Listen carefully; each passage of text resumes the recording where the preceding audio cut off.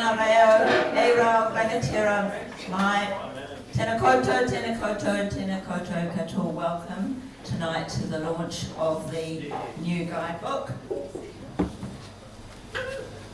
Just seeing the photo. Tititea Aspiring in the Otago Alps. Tonight we've got the co-authors here and we've got 2 other speakers, so there's 4 speakers for you tonight. My name is Claire Kearney. I'm the immediate past president of the New Zealand Alpine Club, and this will probably be my last duties because I slide on out at the end of September and Stephen Hunt takes over as the president-elect on the 1st of October. So straight off the bat, I'd like to thank Ashley, Peters, Tom Hoyle,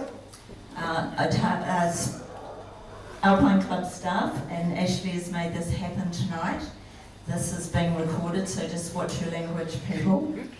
And I'd like to thank Ground Up as well for providing the venue for us.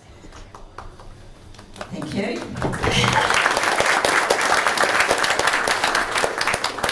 Just a bit of housekeeping. Exits, there, and of course in the front. And there's quite a few of us, so try not to stampede over top of each other if you need to get out. Toilets are just out and round the corner. As I said, there'll be 4 speakers and we'll take a break after David Norton's talk so you can refresh your refreshments. There's time for questions at the end. And catered hot food will be coming through and placed on tables as we go tonight. First speakers are the co-authors, Sloan and Nick Shearer. Just remember they're volunteers. They're volunteers who have committed huge amounts of time to write and research this guidebook. Both have a passion for this region, for the outdoor pursuits, and for beer. So, match made in heaven. Who's first? Nick? Right, I'll introduce Nick Shearer first of all. It's a pleasure to introduce Nick. He describes himself as a retired dentist now, but his exploits suggest that all along that he has been an adventurer with a dental side hustle. Nick and Dara are personal friends and fellow travellers, and they've taken us on many adventures and misadventures. I know the commitment made to produce this guidebook. So Nick, hand it over to you.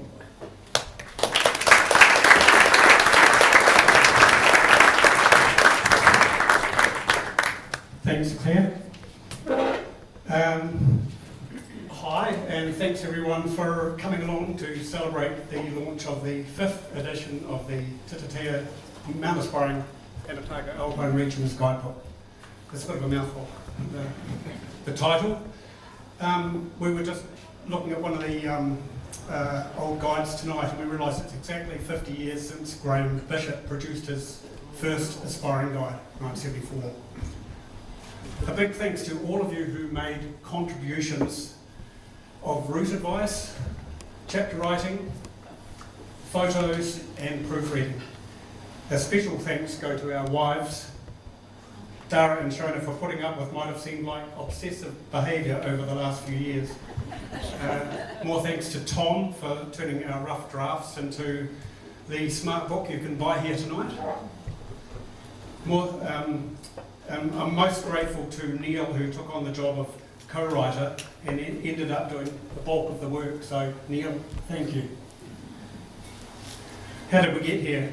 4.5 years ago, Ross Cullen, he was the publications convener at the Alpine Club, called me and wanted to know if I wanted the job. I accepted and soon realised that it was going to be a much bigger job for just me, and I needed a hand. So Neil, being an unemployed pensioner, as I am now, was delighted to help. He has been on many trips to the outlying areas covered by the guide, which complemented my general knowledge of the Matuki valleys. Neil had also started informal online guides to the Lower Matuki and the West Wanaka peaks. Some of you may be aware of these, and they're well worth looking up if you want to have a explore the Makarora range. These proved extremely useful when we were writing the guidebook. I was steered into climbing when I left school by Harry Stevenson, who was a great friend of my father. He might have thought I was being led astray by motorcycles, fast cars, beer and girls. Harry made the first ascent of Tititea's beautiful southwest ridge in 1936 with Doug Dick and David Lewis. And when he died, I was given his mountaineering books and photo collection. This is a photo from Harry's collection taken on the day of the first ascent of the southwest ridge. My first trip was to Aspiring Hut, and my first climb was up Mount Bath after I joined after I went to university and joined the OUTC. An ascent of Tititea Mt Aspiring's northwest ridge followed, and later further summits with friends and family members, including my wife Dara, my son David, my brother-in-law Pete, and my cousin Jeremy. The highlights of my climbing in the region are probably the east ridge of Pope's Nose with Ross Cullen and John Cox and Dave Ellis, and the Coxcomb Ridge with Ross and John, and the traverse of Rob Roy, low peak to high peak with Jeremy. The guidebook process has taken place over 4 years, just over 4 years. It's involved reading everything we could find about first ascents and recent ascents of all the routes, checking for new routes, fact-checking the names and the dates and the descriptions. We trawled through New Zealand Alpine journals, climber magazines, old NZAC bulletins, section newsletters and Google searches. We emailed and talked to as many people as we could to clarify and update the texts. We searched for useful photos and were kindly offered access to several modern image collections. Fortunately, Neil is a keen photographer and carries his heavy camera on every trip, capturing the most amazing images. We had a few fact-finding trips, including a climb of Eyetooth at the head of the Blue, but accessed from the North Young. The photo is crossing the outlet of the new lake, and the next one leaving Waterfall Peak to get to the Haunted Spur.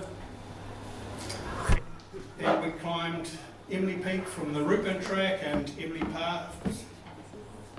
Climbed Fog Peak from the West Matuki, Levin Peak from Ore Stream, and Neil had many more exploratory missions by himself and with Shona. We found experts willing to write the chapters on Maori history, flora and fauna, geology, and lastly, we had several proofreaders who had gave a lot of their time correcting our drafts. Overall, it was a fun and rewarding experience, and we'll miss it. Although it's sort of ongoing now because there's a few changes to be made before the reprint. As most guidebooks are out of date the day they're printed. So which chapters did I write and which did Neil write? Well, mine are the ones that might read like dental notes. Over to Neil.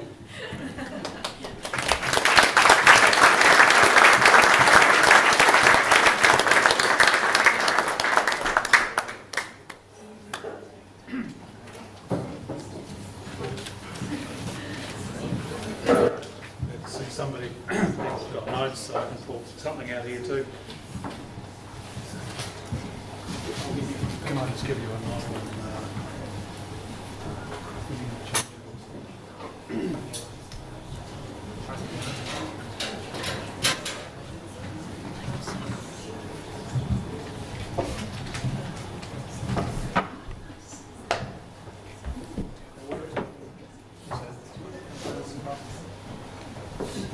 Sure.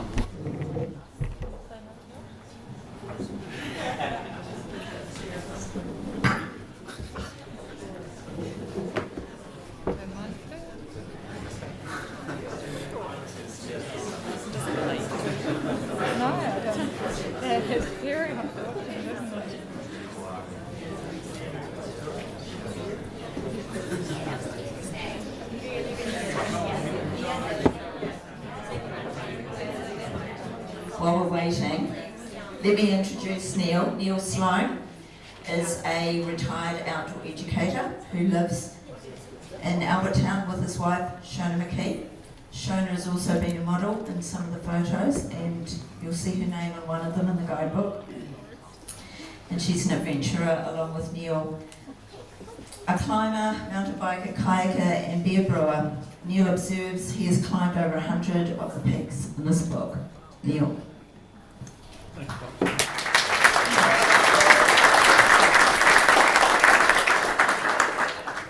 Oh, well, thanks very much for coming along, just to listen to the others, if not me.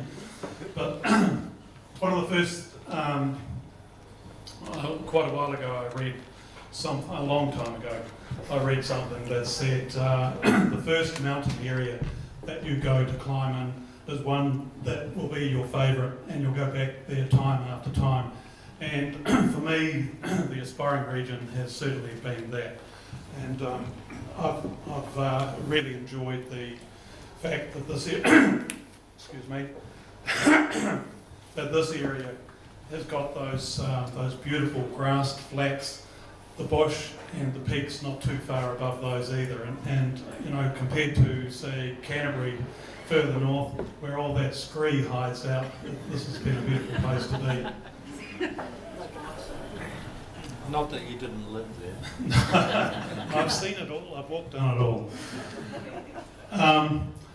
It was, having said that, I was really so happy when Nick told me that he'd been invited to do the Aspiring Guide and asked whether I wanted to help him. And boy, this was a dream job for me, you know. It was exactly what I wanted to do over all these years of poring over some of the guidebooks, which had been, particularly for the restart area, which had fairly difficult to understand information as to what was the easiest route, and that was what I was always aiming to go for as well. Thanks, Nick. Yes, so thanks very much to Nick for asking us to do that. There were 4 things that we really wanted to do with this guide, and one of them was to expand the area of the guidebook. So from down in the, I can just go reach this counter, from the Humboldt Mountains through to, can't reach that one, Haast Pass up the top end there, we had added in 2 or 3 different areas. We had also wanted to include this area between Lake Hawea and Lake Wanaka, but or an exit or whatever. But we ran into a bit of heavy artillery there and retreated to the Makarora Valley. So Haast Pass and Makarora were the limits of it all. Although it still seems to make sense to me that would have been, a wonderful, easy addition to the guide. However.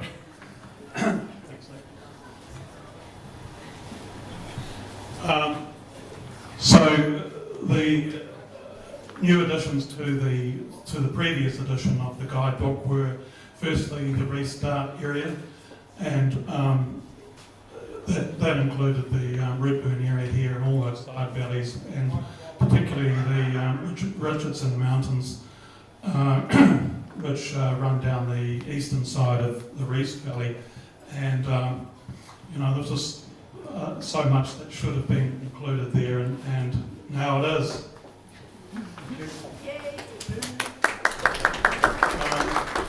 The other area that we included was the West Wanaka area, which included the minarets here and Mount Alta and a bunch of other really interesting peaks. They're not hard peaks, but they're just fantastic areas to get into and explore.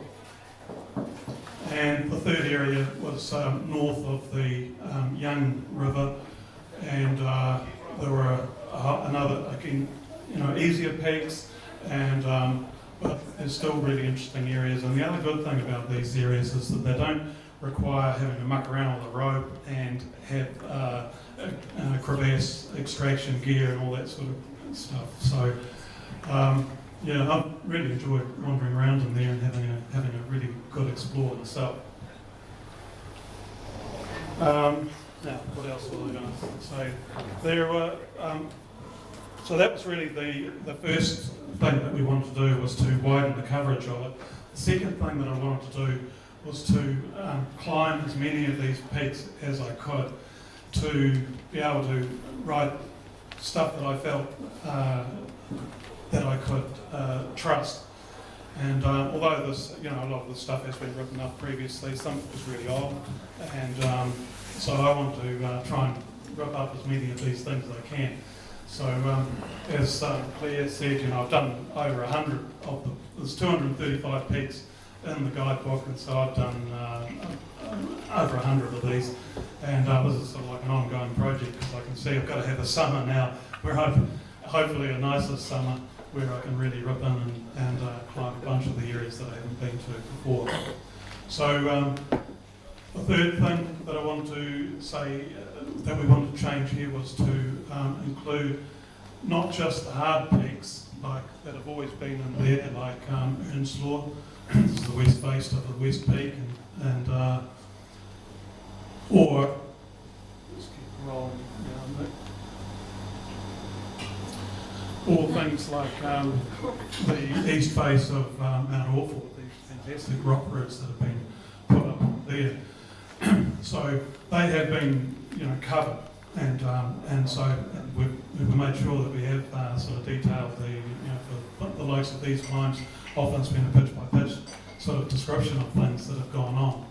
But we've also tried to include a bunch of other stuff too, which is more approachable to climbers who aren't really wanting to put themselves right out on the edge. So if you don't feel like climbing Mount Orford, which is on the left here, you can climb Peak 2026 on the right, which is like a grade 1 climb, but it's a fantastic hill to go for a wander up. And so the point of that, I guess, has been to encourage more people to get it out, leave the crags behind and head out into the mountains and have a look at what we have got here in this wonderful region. Down the south end, it's on the same theme. We've got Bold Peak, and again, it's a grade 1 climb, but it's just a fantastic place to be. I've got a lot of photos here that are probably taken in springtime, and with the snow on them, and I guess that's when the mountains really are at their best. The last one of these, I said there were going to be 4 things, and the fourth one is that there were a number of peaks that they seem to get excluded from guidebooks simply because they don't have a name. And so I've taken the liberty here of putting names on some of them. You'll be really relieved to hear that there's no Sloan Peaks and Mt Shearer and so on. But what I've generally done is attach like this peak 2117, which is the only way that it's identified on the map. And so we've climbed it. It's easier from the other side, don't worry. And but it's at the head of Fraser Creek. So I just sort of named that Fraser Peak, so in the guidebook. And so again, hopefully this sort of thing will encourage people to go there, because spot heights just don't do it for some people. And another one, or a whole heap of them really, in the Richardson Mountains here again, that I have climbed up, and I sort of see them as being really worthwhile climbs. And so here's Peak 2183, and it's at the head. This is going up Invincible Creek, but on the other side of that, there's Bridges Creek comes up, and so I named it Bridges Peak in the guidebook with inverted commas, because it's not approved by the Geographic Board at all. And another one here was Invincible Peak. I just couldn't believe that this didn't have a name on it, because this was not 241 metres high, but 2,413 metres high. And the great climb, this is looking north along the Richardson Mountains, and I keep going on about the Richardson Mountains, but I mean they are a wonderful heap of hills, but mainly in springtime. I wouldn't bother going there in summer. You may be disappointed. And so those are the things that we wanted to do with the guidebook, to sort of change things a little bit and add on the solid foundations that Alan Bureen had done in the previous 4 or 5 versions of it, and a number of other people who had done work in other areas as well. But I want to just reinforce with Nick said too, and just say a big, huge thanks to Tom, wherever he's hiding at the moment. There he is. And say thanks very much for your huge efforts, Boya, because you made our sort of little bits and pieces that we were throwing to you in a bit of a mess into a coherent, fantastic looking book. And so thank you very much.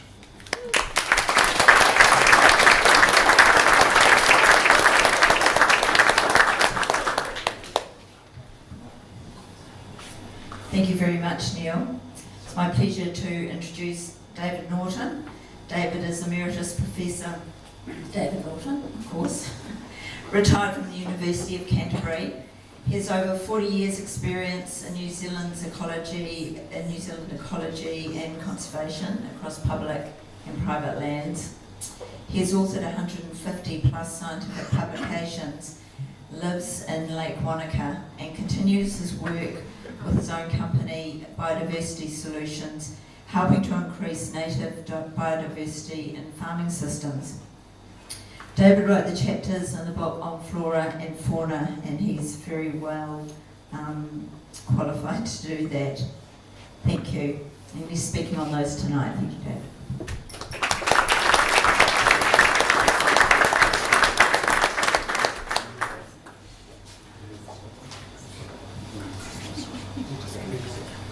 Oh, thank you very much for the welcome, and really appreciate being here. A couple of corrections. I don't live in Lake Wanaka, I live in Lake Hawea. Very different place, we all know. And also, I only wrote the chapter on the flora, the vegetation, so I'm going to talk almost totally about the vegetation. But I have got a photograph at the end of a few animals as well. I wanted to thank Neil for lots of things, really. When Joe and I first came down here, we actually bumped into Neil and Shona, and I suspect, Nick, that was a trip you were on too. We were walking up the Blue, yes. I didn't realise it was you. And that's when we first met these guys, and they've become good friends and really enjoyed exploring the Aspiring Mountains with Neil and Shona. And thank you, Neil, for inviting me to write the very short chapter on the flora of the Guidebook area. So this is, actually, I think this is the best place in the guidebook to see alpine vegetation easily. This is on Mount Cross, looking across towards the Fish River there and Cameron Peak in the background. And it's a really good spot. It's a very good spot to be able to see a whole range of alpine vegetation, and it's so accessible from the road. So we look at the vegetation of the park. Obviously we've got forests and the valley floors. This is the Eastern Tukituk. Silver beech is by far the dominant species. The big difference would be in the Dart and its tributaries, where there's a little bit of red beech. Red beech is really rare in the Matuk. It's a little bit around, but not very much. And in the Makarora, there's no red beech at all. So it's very much silver beech dominated forest. There's a tiny bit of mountain beech around the drier margins as well. You get down into the Richardson Mountains and places like that, a bit more mountain beech. But it is very much a silver beech forested landscape. And then as we move up the hillside, we get into the alpine grasslands, and this is a trip with Neil there, under Earnslaw, going up Turret Head. And we do have some wonderful alpine grasslands, dominated by our different snow tussock species, and really quite a distinctive feature of this environment. We all walk through it as we're heading up to higher places. And then above that, we end up into the high alpine, the screes, the rocks, which I think actually has some of the most beautiful plants that we find within the park. It's really a gorgeous part of the environment. This is Park Pass Glacier, as it was a few years ago. I have seen more recent photographs, and it's not quite as happy as that, sadly. But that was an incredible spot in there, and just some amazing plants. I'll show you my favourite plant in a few minutes, which I photographed just around the corner from where we camped. So, it's pretty similar to the rest of the country in terms of the major zones. The forest species vary. If you're in Canterbury, it's mainly mountain beech. If you're in the central Westland, you get a much more diverse range of non-beech species. The grasslands are similar, high alpine is similar sorts of plants, but one of the really nice things about Otago is that there are a whole raft of plants that are endemic or are largely restricted to this area of the country. And I find that something, being like Neil from Canterbury originally, really neat about coming down here and being in this environment, is I'm seeing a lot of plants that are confined to Otago or Otago and Southland or this part of the country, and the things we just didn't see in Canterbury. And it is an interesting feature of our alpine flora that both Kahurangi, sort of the north of the South Island and the south of the South Island, have a lot of endemics, but in the middle part, Canterbury's quite boring really. It doesn't have that great diversity that we have down here. So for me, and because of course this is new to us, having only moved down here 4 or 5 years ago, every trip I'm seeing something that's new or relatively new, and that's pretty exciting to see. Okay, so a few plant photographs, and I'm only going to talk for a few minutes because it's not really about the plants, it's about the guidebook and the mountains. So I just picked a few plants from each of those 3 major zones. So thinking about the beech forests, and I guess the 2 species that really stand out to me would be the mistletoes.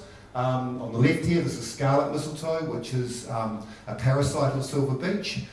It's largely confined to silver beech. And you'll see masses of it, say, going over Haast Pass, sort of around Christmas time. It's really, really dominant. There's probably 4 or 5 other species that I've seen within the area of this guidebook. You get another species of Pikirakatahi, which is more common on mountain beech. So if you know Kint's bush, it's the one that's growing around Kint's bush there. And there's a yellowed flower one as well on mountain beech too. Then there are a couple of other mistletoes too. The other plant I put here was a fungus, so it's not really a plant at all. So it's a fungiation, more like animals than plants, but anyway. This is a strawberry fungus, which is a really distinctive feature of silver beech. It only occurs on silver beech in New Zealand. It's got relatives in both South America and Australia on trees that are related to silver beech. And it's a gorgeous fungus, and I'm told it's very, very nice to eat. I've never tried it. I've only ever seen it, like when I took this photograph here once. You often see it on the ground. Usually the little round, these are the fruiting bodies are spent. And you see them on the ground, but to see it on the tree and to get that photograph, I was really, really rapt. I have to confess that was at Arthur's Pass, not down here. But keep your eye out for it. It is an incredible fungus. So moving up to the top of the bush and into the sort of tussock grasslands. Look, it's really hard to pick a couple of plants there, but 2 that really, I love pineapple scrub, Dracophylla menzesii. It's an Otago southern endemic. It's a short thing that rattles as you walk past it. Some people call it rattle tree. To me, it's a real classic Otago subalpine, low alpine plant. And pygmy pine is our smallest conifer in New Zealand. Some people say it's the smallest conifer in the world. I think Terra del Fuego has got another species in the same genus that's maybe even slightly smaller, but anyway, it's often grown in sort of damp areas just above bushline in that lower subalpine zone. Quite inconspicuous, but when you see its fruit up here, it's got a red, fleshy red receptacle with a little black seed on top, virtually the same as Remu, but this thing only grows 10 centimetres tall. Next one. Now this would be my favourite plant of all the plants I've ever met, I think. I can't think of anything I like more than this. This is Buchanan's buttercup. It's another Otago endemic, or Otago Southland type endemic. Sadly, it's very palatable. I'll come on to that in a minute. This was photographed at Park Pass Glacier, or just around the corner from there, and it is an absolutely gorgeous buttercup. I just love the sort of the creamy colour of the flowers. It's not sort of bold and a bit out there like the Mt Cook buttercup, and it's not one of the yellow ones. It's just got this lovely creamy colour. Okay, next one. And of course, we've got so many alpine plants. Particularly, this is my happy place to happy places, I think. And Haastia here, a gorgeous little small daisy, another daisy up there, some Hectori, it's an Otago endemic as well. One of the many species of anisotomy in the carrot family. It's a low-grown turf with a little rowlea growing through it there. But there is so much up there, and Alan Mark's Alpine Guide is a really good book for learning all these alpine plants. So what are some of the things that might be threatening the flora in Aspiring? We're actually really fortunate. We don't have major weed problems. The wildings tend to keep out of the park, which is a good thing. Probably the most dominant exotic plant would be tussock hawkweed. This is up Rainbow Stream up the East Mt Cook there. On avalanche tracks, all that yellow colour is tussock hawkweed, which is invaded into disturbed sites. You do see that, particularly in the east, on disturbed sites. But I think the thing that really alarms me, and it actually alarms me substantially, is the impact of ungulates. And here we're talking about deer primarily. And virtually every valley I have been in down here looks like this, Silver Beech Forest. This is dropping into the Rockburn, coming down from Lake Unknown. But this could be any valley within the park, and within much of the South Island, sadly. This is deer browse. We've lost the palatable layer. So everything, crown fern isn't palatable, silver beech isn't particularly palatable, everything in the middle's gone. And all that's left is the unpalatable stuff. And it is actually really, really shocking. The only valley I've been in of recent, we're up the Blue a few months ago, and the Blue actually has quite a healthy understory. But then we got over into the Okuru and the How and the fish, and they're all buggered. I mean, it's really, really sad. Next photo. And we see the same thing in the alpine zone. We don't really notice it as well, but if you read some of the early accounts, and Neil shared an account from the 30s, I think it was, talking about the impact of deer on alpine vegetation. And then Alan Mark talked about it in his Mount Aspiring vegetation book back in the 70s or the 80s. And I think a lot of the change in the alpine vegetation occurred right back then in the 40s and the 50s when deer numbers were really, really high. We'll still see browse kind of claw up top there. There's possibly chamois. That was above Liverpool Hut. Certainly see a lot of this. This is that same buttercup again here, really heavily browsed, along with the plant on the right here, which is a snow marguerite, but being really heavily browsed down quite freshly by ungulates, almost certainly deer or chamois. And we really only see the super palatable plants in inaccessible sites. So Donica glottis or snow marguerites on bluffs here. The top photograph is actually up on the Paparoa range on a little island in the middle of a big tarn on Mount Faraday, and the reason they're flowering there is that they weren't being browsed by goats. They've got a massive goat problem up there in the Paparoas. And I must acknowledge, DOC are doing some amazing work to keep goats out of this park, and they've got a big buffer zone through the shot over in that country there, which I think is which we're very fortunate to have that work. Next photograph. I do want to mention climate change just briefly. I'm just about finished. Climate change is having an effect on the vegetation. And I think we've all seen photographs of glaciers, and over my time the changes have been absolutely dramatic. But we're seeing the effects on the vegetation too. Some of it's interesting, like Silver Beech top right there, just establishing into that sort of scrubby, tussocky zone just above bushline. And I've been interested to notice how often I'm seeing silver beech just looks like it's starting to spread up the slope, which sort of makes sense. But then down the bottom here, we're seeing Dracophyllum. This is actually going up, top-heaving, yes. And this will be frost damage on Dracophyllum, but it will have been because the snowpack wasn't very thick that winter. So, the frost will occur, but if there isn't a snowpack, then the plants get hammered because they rely on the snowpack to protect them. This is on Haast Pass, this photograph here. It's actually spotting out of the guidebook, I'm sorry, Neil. But it's on the wrong side of Haast Pass. But these scattered dead beech trees is something I've noticed and others have started noticing over the last decade, I guess, just all around the South Island. And we think it's probably because of drier summers and just the odd tree that just isn't as well adapted, hasn't got a good little microsite to come away in. And I think we're going to see more of that. And the worry of this is that it's going to then lead to building up of dead wood. And when there's more dead wood in the forest, then things like defoliators and pinhole borers then build up in numbers, and then we can get the same sort of thing happening that happened and was happening now in North America with the bad beetle dieback events there. So it's a worry, and I think we're going to see a lot more changes. So to finish on a happy note, I've talked about the plants because I'm a botanist. But there are some wonderful animals out there, and I just put up a few that I've seen recently. You guys will know what these are, so I won't talk about them. But there are some marvellous plants or marvellous animals around. So hey, thank you very much for listening to me, and I'll pass back. Right, we move on to our last speaker of the evening, Geoff Wayatt. Geoff is going to talk about first ascensionists, I hope you're going to talk about this. First ascensionist. Changes in Tititea Mt Aspiring over the years and the future of climbing in the region. Geoff, I'll just do my spiel, Geoff. Geoff is a professional guide and founder-director of Mountain Recreation.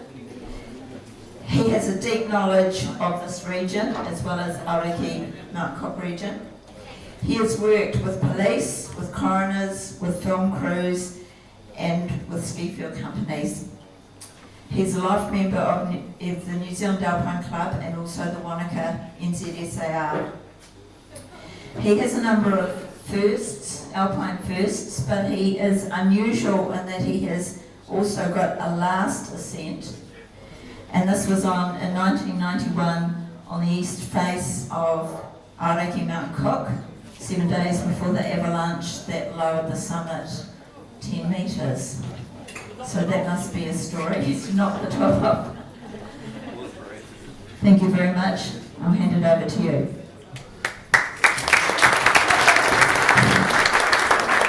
Thank you, and what a wonderful opportunity to talk about aspiring region with a whole lot of aspiring people. And I'm going to focus on mainly Nick and Neil's cover photo, Aspiring, because I love talking and photographing Aspiring, and we'll go through on that. It is truly a iconic horn, like the Matterhorn, Amadablam, and a number of other peaks around the world. Standing on the summit, I was reminded by an old British Alpine Club person of 67 years old. He was old at the time. Anyway, he said, very few summits do you actually get a 360 to view across the top. So even for those of you who've been up on the high peak of Aoraki, you've got a ridge line running up to the middle peak. It's different. You're looking down on the whole world from Aspiring through there. And if you look up at Thesaurus, it's sort of, they start talking, like in the word aspiring, they'll talk about spirea, to breathe. I would relate it more to aspiring, where you aspire to climb the peak. You actually perspire as you go up, and you respire when you come back down again. So much more of a pragmatic sort of feeling to it. So evening talk about aspiring, about adventure, about the guidebook, and about having fun. For the last 40 years I've run climbing courses up in the Tuki Valley. We avoided aspiring. We climbed mainly on Rod Roy, which you saw through there, because I wanted people coming on an 8-day climbing course to be able to go off and have their own aspiring adventure, rather than, Geoff just took us up aspiring and the like. So that was sort of a purposeful thing years ago. So my question really is, do guidebooks stifle adventure? And sorry about that, Nick and Neil, but we'll get to the end point hopefully. Essentially, adventure is heading off into the unknown, isn't it, Gavin? He does it all the time. And I've just loved doing that sort of thing where you just sort of pick a mountain out of the blue and away you go. And there's a few unknowns in those previous photographs through there. And by the way, on the previous photographs, thank you, David, for taking us up out of the valley into the alpine zone, where in fact I can tell you at 2,300 metres there are sort of ranunculus buchanani, and there are riflemen on occasions. And one time I saw a very slow possum on the sort of upper part of the mountain doing the first possumacy. The outcome wasn't all that great for Lionel as far as search and rescue. We didn't actually have to go there for it. So do climbers really use recipe books at all? So why should they use a guidebook? I just thought of that this evening and thought, most of the climbing instructors that work with me, they thought they knew how to cook because their mums knew how to cook. But so notoriously, so they don't use recipe books, so why should we use a guidebook? 110 years ago, the Ebenezer Teichelman and Alex Graham headed off on the west coast side up the Waitoto and in towards Aspiring on an adventure. They didn't quite make it that time. Alex Graham came back a bit later. 150 years ago, Sir James Hector of Hector Cole and Raynar and Sullivan sort of headed up the Matuki, heading to make over to the west coast. They didn't make it either, but I'm privileged to say that in the audience here, old Uncle Jimmy's great nephew is actually here with us tonight. So I had to mention Hector and Hector Cole, but they were on a true adventure. They got washed out of the Waipara Valley and came back. About 25 years ago, a snowboarder turned right at Hector Cole and went off to the west coast. Took him 5 days to get out there. He meant to turn left and go into the Matuki Valley, and 5 days later, with his snowboard, ended up at Haast Pass. That was truly an adventure. About 1990, November 1990, Alex Graham, Bernard Head and Jack Clark headed off up from the Matuki and onto Climb Aspiring. They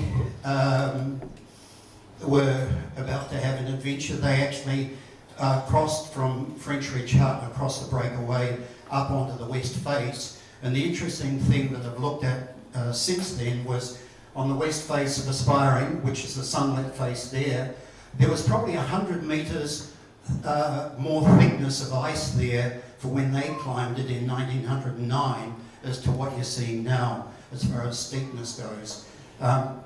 Obviously, Johnny Morgan skiing the west face had a great adventure himself there. But they climbed it efficiently from a camp on French Ridge where they cooked up their food sort of using wood from the forest and sort of went on to sort of do that first ascent. Maud Maudlin walked into the Matuki in 1910 and she wrote a guidebook or a book on her travels through Southwestland. So you can start to see now records of actual ascents going on.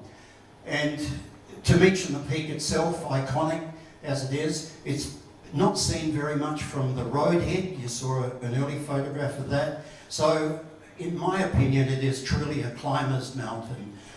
It doesn't stand out like from Mt Cook village looking up at Cook Aoraki through there.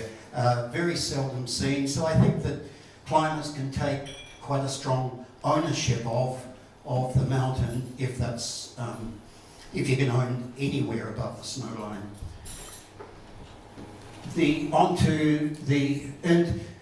Over the years I've tried to photograph it in what you might say a column of tarns sort of look alike or a Maori spiritual sort of look to the mountain. And certainly from a mountaineer side of things, it's a cathedral. Yeah, onto the southwest ridge. From the valley floor, the previous slide, Nick. One of the wonderful things is that you can just see, and this would have been the route that Alex Graham and Jack Clark and Bernard Head took going up through the breakaway and out and onto the peak. So it's sort of a valley to summit sort of climb. Then along in 1936 came Harry Stevenson, as Nick's just mentioned, and they did this wonderful ascent of the southwest ridge, first ascent of that. It's, by my calculation, 14 pitches, fixed pitches, 6-hour climb. The crux is sort of 10 metres of 70, 80 degree ice with another 4 pitches up to the summit. That's a mechanical way of looking at it. Does that take away from the adventure? I don't think so. It's one of the great iconic ridge lines, a bit like Symes Ridge on Mount Tasman.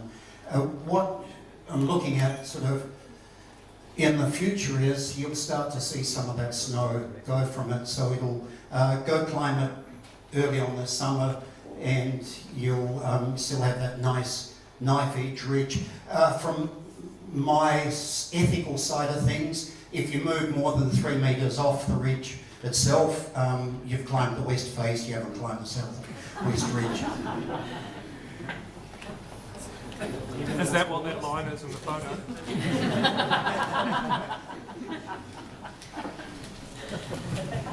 I knew Graham Bishop as a geologist, sort of in the area, doing wonderful geology in the Dark Glacier, looking at the snowpack and the ablation of the glacier. I'd also walked up the Matuki with another glaciologist, I'll just mention Trevor Chin, and he thought the Matuki Valley was as wonderful a valley in the whole of the South Island. And Trevor, remember, had photographed 3,000 glaciers across sort of the South Island, so I was going to bow to the 80-year-old's knowledge of all those valleys. Graham's book came out, and it basically was a matter of route description to get you up the valley, sort of up onto the peak, and let you climb the peak itself through there. The ideal guidebook in my mind is the experienced friend with that knowledge and experience of that, to be able to impart that to you, a trusted friend as the guide, as opposed to the printed matter. Hut books are really great as guides because they're given someone's experience in sort of a short period of time beforehand, as a peer role. But it is really handy to know access routes, and it's handy to know where there's bivvies if the weather is coming in poor for you. So I think there's still room for adventure. I've sort of played around with that by sort of doing a circumnavigation of the 3 glaciers of Aspiring, and completed that with, so basically the Bonner, the Therma, and the Volta, sort of just looking at the landscape, not worrying about the peaks, and then ending up biking back to get our vehicle, so completing what we thought was a good circumnavigation. The same thing, 4-day trip through the Olivine Ice Plateau. You sort of put some parameters in that you don't want to have bad weather, so you're going to run through the area, and that in itself is an adventure. So different times have different have differences, and I'm just reminded of the actual. Flick it on again. Well, another adventure. Back to that one, because our Uren features, third one back if you can. There you've got the south face of Aspiring, a southeast face, the ramps leading up through there. Well, our Uren had an adventure. He decided to straighten the line up, which drifted out to the right as you look at, and he went straight up through the head wall by himself. So still room for adventure. I saw him after finishing it, and he was walking down the Matuki just in his boot liners because his feet were killing him. So he was having an adventure in the valley as well. So going from one extreme to the other through there. But the one of the great French mountain guides, Gaston Rubbefet, out of Chamonix, said the greatest climber in the world is the one having most fun, which it's hard to disagree with. So Nick and Neil, you're great kaitiakis of the region. You're continuing on that guidebook assistance that's sort of led by Graham Bishop and Al Uren, and you said 2 other authors, 5 books, or Mark Watson and John Cox also contributed to some editions. Yes, so I mean it's just a wonderful thing to be able to help people have more fun sort of in the area. So thank you for your time.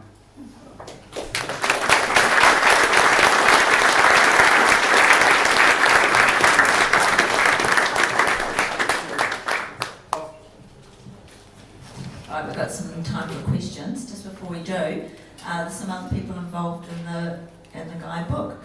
Anyone who proofread, put your hand up. Oh, look at you. God bless you. Oh, of course. Blame them for any errors. Right, questions for the speakers. I primed Simon Middlemas, he's sitting in the front row here, for a question. So, I've been drinking, so I can't. okay, any questions for the speakers? Can I start one off? Just On your knees. starting one off, I looked at Nick's slides and he had one of Mount Bath. Now, as far as I know, historically, it was told to me that it was named Mount Bath because a number of Otago tramping and mountaineering club people climbed it on New Year's Day and sort of threw up all the way up the mountain, hence the name. I decided I was going to change the name, Neil, to something that matched the peaks out to the west in a Greek sort of mythology way and call it Mount Vulcan because it looks a bit like a volcano. I then found out from the Geographic Society board that in fact it had been named after a First World War British general who'd never been here before. And the other thing, Neil, is I think you've got to be dead before you have it named after yourself.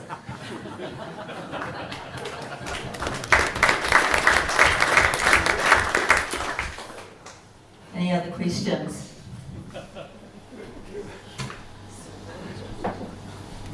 Yes. What have been some of the surprising findings that you found in all of the literature that you read and the research? Surprising findings. Yeah, like something that surprised you. Well, one of the things that surprised me is having climbed Aspiring a few times and tried to do it, my fastest time, I'm not even going to tell you.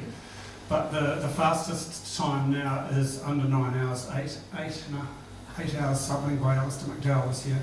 So, that was surprising that someone could go from Raspberry Creek car park to the top and back to the car park in less than 9 hours. And he didn't use a paraglider. He did use a mountain bike to get to Aspiring Heart. Surprising things, any Neil surprises? One of the surprising things is just how many people go up the valley to climb the Matuki Valley, and mainly on the well-known peaks, and how few people go to the amazing peaks outside that Matuki Valley. So get out here and do it.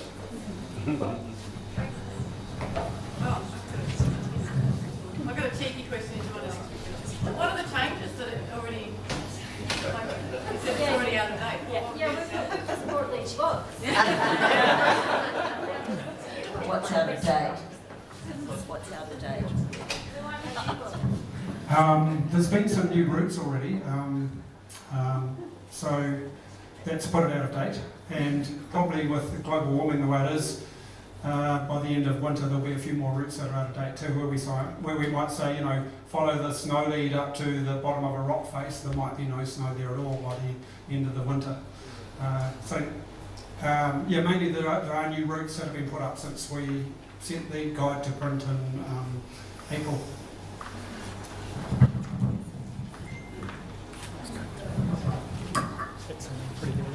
Any other questions? Simon, you still haven't thought of one yet. No, that's controversial. Right. Did you take anything out of the book?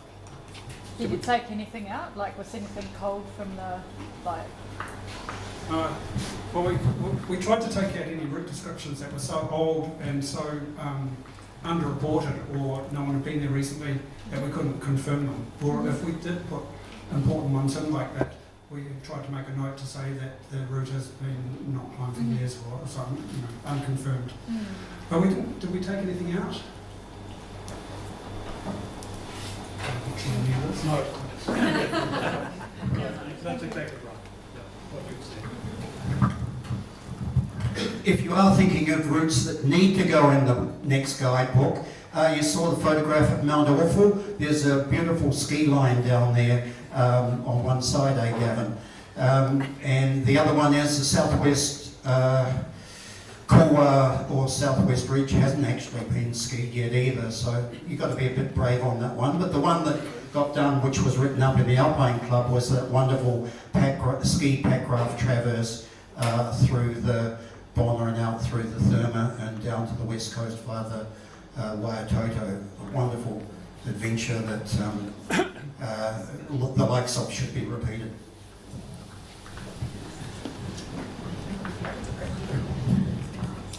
Any other questions? That was good, Mark. What's your next project? This project is sort of a little bit ongoing, and we're trying to maybe put some of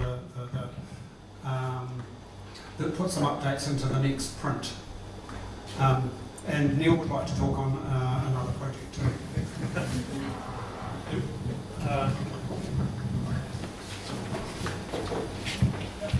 One of the things that when I wrote up the history section of this, I did a lot of dredging out of the Alpine journals and so on, and realised there were, I couldn't. It had to be pretty brief, trying to be a lot shorter than Rob Frost's version in the Mt Cook guide. But there were just so many fantastic stories that had to be thrown aside, and I just think they should be brought out. And so that's one of the things I've been doing at the moment, is just trying to make a really good historical coverage of climbing in the Otago Alps by Otago climbers. And so why I stuck up my hand there was that I was really keen, if there's anybody here who have relatives with diaries and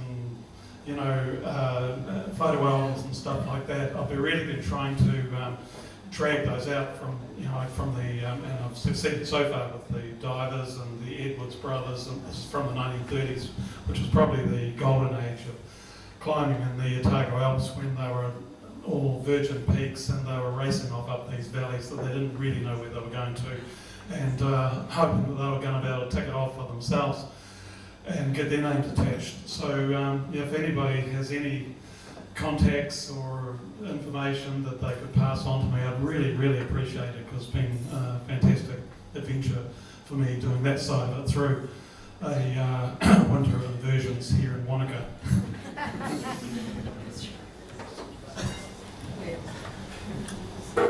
Anything else?